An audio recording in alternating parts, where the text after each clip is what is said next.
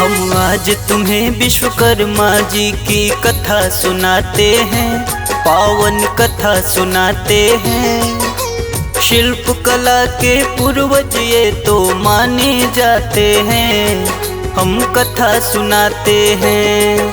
हम आज तुम्हें विश्वकर्मा जी की कथा सुनाते हैं, पावन कथा सुनाते हैं। शिल्प कला के पूर्वज ये तो माने जाते हैं, हम कथा सुनाते हैं। हे विश्वकर्मा भगवान तेरी पूजा करे जहां, हे विश्वकर्मा भगवान तेरी पूजा करे जहां।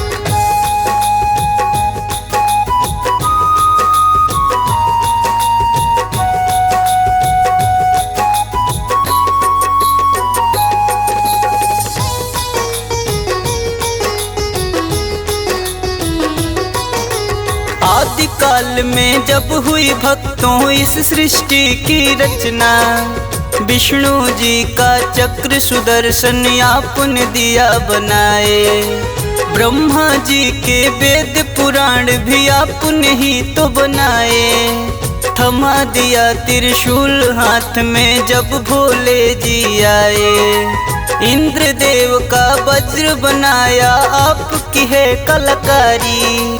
श्री राम का धनुष बाण और हनुमत का गदा भारी।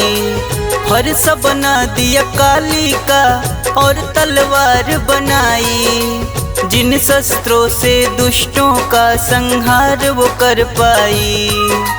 सरस्वती की वीणा को भी आप बनाते हैं, पावन कथा सुनाते हैं। शिल्प कला के पूर्वज ये तो माने जाते हैं, हम कथा सुनाते हैं। हे विश्वकर्मा भगवान तेरी पूजा करे जहां, हे विश्वकर्मा भगवान तेरी पूजा करे जहां।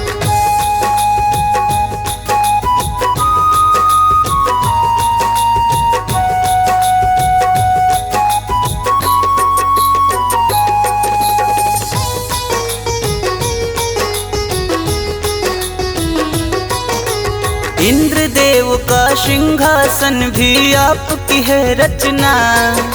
सोने की लंका भी भगवान आपने दी है बना। पुष्पक नाम का एक विमान भी आपने ही है बनाया।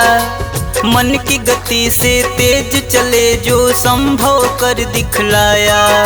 श्री कृष्ण की द्वारिका नगरी आपने ही है बनाई। यार सुदामा की भी हवेली आपने ही बनवाई। दाऊ जी का हल हो या श्री कृष्ण की हो मुरली, जिससे चुरा कर माखन खाया चाहे वो हो मटकी। राधा जी का हर श्रृंगार भी आप बनाते हैं, पावन कथा सुनाते हैं। शिल्प कला के पूर्वज ये तो माने जाते हैं, हम कथा सुनाते हैं। हे विश्वकर्मा भगवान तेरी पूजा करे जहां, हे विश्वकर्मा भगवान तेरी पूजा करे जहां।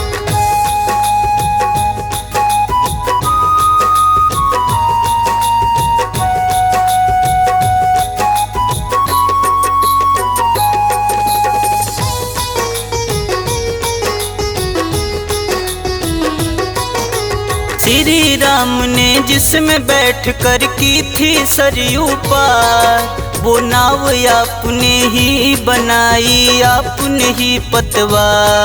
जिस धनुष बाण से करते वो दुष्टों का है संहार। कर निर्माण आपने कर दिया राम पे भी उपकार। लक्ष्मण जी ने जिससे काटी शूर्पणखा की नाक, वो बरछी भी विश्वकर्मा जी खुद ही बनाया। कानों के कुंडल हो चाहे हो मुकुट शीश का, सिंहासन भी आप बनाए द्वारिकाधीश का। कलदंड भी खुद यमराज का आप बनाते हैं, पावन कथा सुनाते हैं। शिल्प कला के पूर्वज ये तो माने जाते हैं, हम कथा सुनाते हैं। हे विश्वकर्मा भगवान तेरी पूजा करे जहां, हे विश्वकर्मा भगवान तेरी पूजा करे जहां।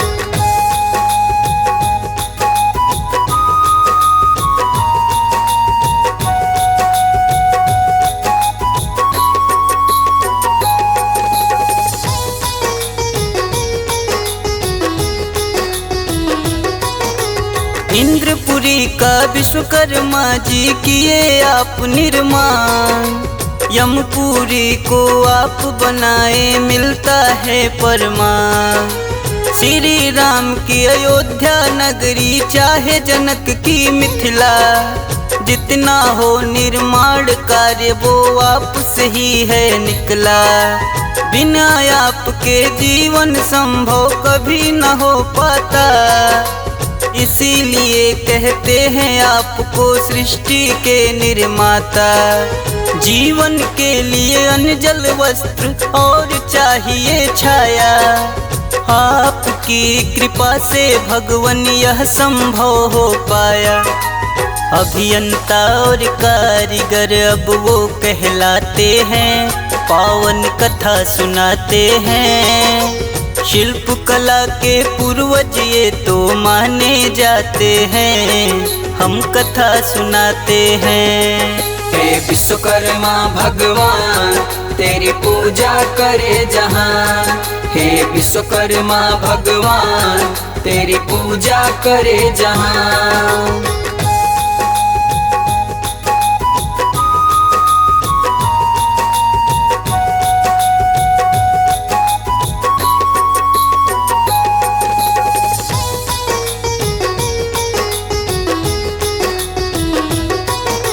सातवें पुत्र श्री विष्णु जी के वासुदेव कहलाए, वासुदेव के पुत्र आप फिर बन कर के आए।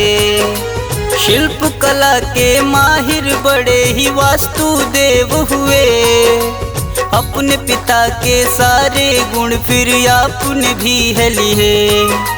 सबसे पहले किया सुदर्शन चक्र का निर्माण, कारीगर के रूप में हो गई आपकी तो पहचान। बना के फिर त्रिशूल दिया है भोले जी के हाथ, देख आपकी कला को प्रसन्न हो गए भोलेनाथ।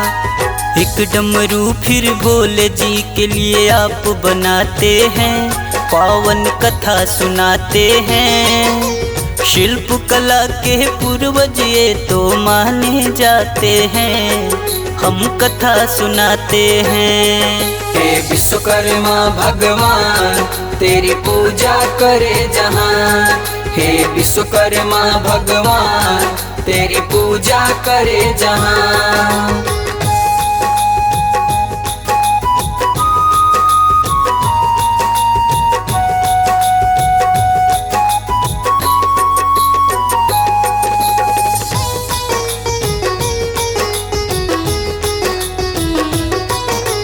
एक सोने का नगरी का फिर किए आप निर्माण, कहने लगे भोले जी को इसमें रह लो आन। सोने की नगरी तो भोले जी को बड़ी है भाई, रहने लगे भोले इसमें संगोरा है माई। भक्त बड़ा ही रावण लेकिन भोले का कहलाए, अपने शीश को काट काट के भोले जी को चढ़ाए। किया है प्रसन्न रावण ने तो भोलेनाथ को, खुश होकर बोले कि रावण कुछ भी मांग लो। सोने की नगरी ही आपकी वह ले जाते हैं, पावन कथा सुनाते हैं। शिल्प कला के पूर्वज ये तो माने जाते हैं, हम कथा सुनाते हैं।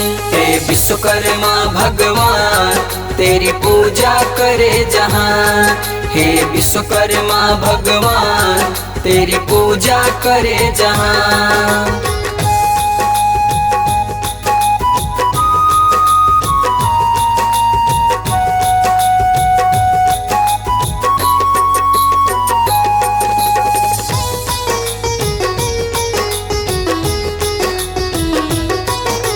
धोखे से रावण जब सीता माता को हर लाया, बानर सेना सहित राम ने उसका पता लगाया।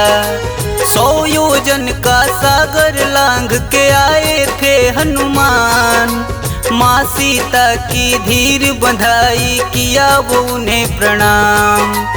बाग उजारा रावण की और फल भी खाए हैं, अक्षय सहित कई दानों वीर कुमार गिराए हैं। मेघनाथ ने आकर आप पे ब्रह्म फांस है चलाया, ब्रह्म फांस में बंध कर ब्रह्मा जी का मान बढ़ाया। बंदी बनाकर रावण के फिर सम्मुख लाते हैं, पावन कथा सुनाते हैं। शिल्प कला के पूर्वज ये तो माने जाते हैं, हम कथा सुनाते हैं। हे विश्वकर्मा भगवान तेरी पूजा करे जहाँ। हे विश्वकर्मा भगवान तेरी पूजा करे जहाँ।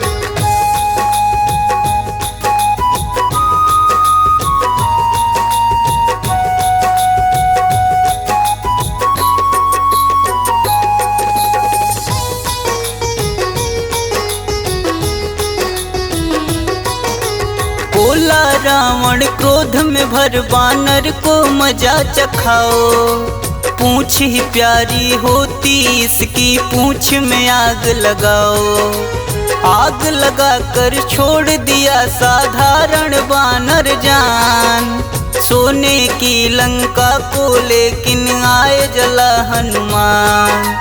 पता चला रावण को लंका नगरी हो गई खाक, विश्वकर्मा जी आपको ही फिर रावण ने किया याद। रातों रात फिर आपने वैसी लंका बनाई है, कारीगरी ना आपके जैसा कहीं भी पाई है। जो ना संभव हो उसको भी कर दिखलाते हैं, पावन कथा सुनाते हैं।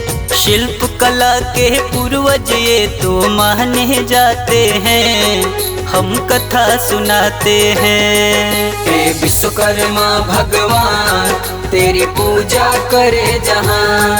हे विश्वकर्मा भगवान तेरी पूजा करे जहाँ।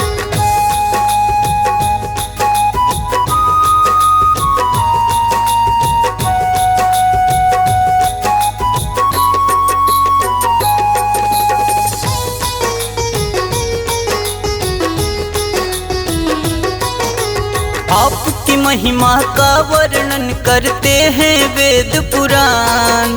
छोटा मुँह और बड़ी बात है क्या मैं करूं बखान।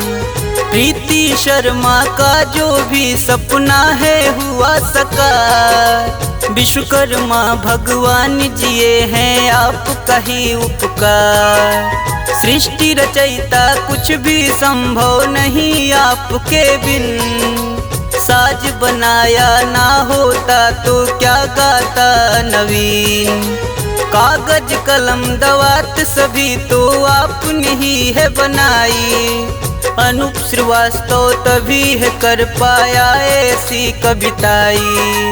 आप बिना जीवन की कल्पना कर नहीं पाते हैं, पावन कथा सुनाते हैं। शिल्प कला के पूर्वज ये तो माने जाते हैं, हम कथा सुनाते हैं। हे विश्वकर्मा भगवान तेरी पूजा करे जहाँ। हे विश्वकर्मा भगवान तेरी पूजा करे जहाँ।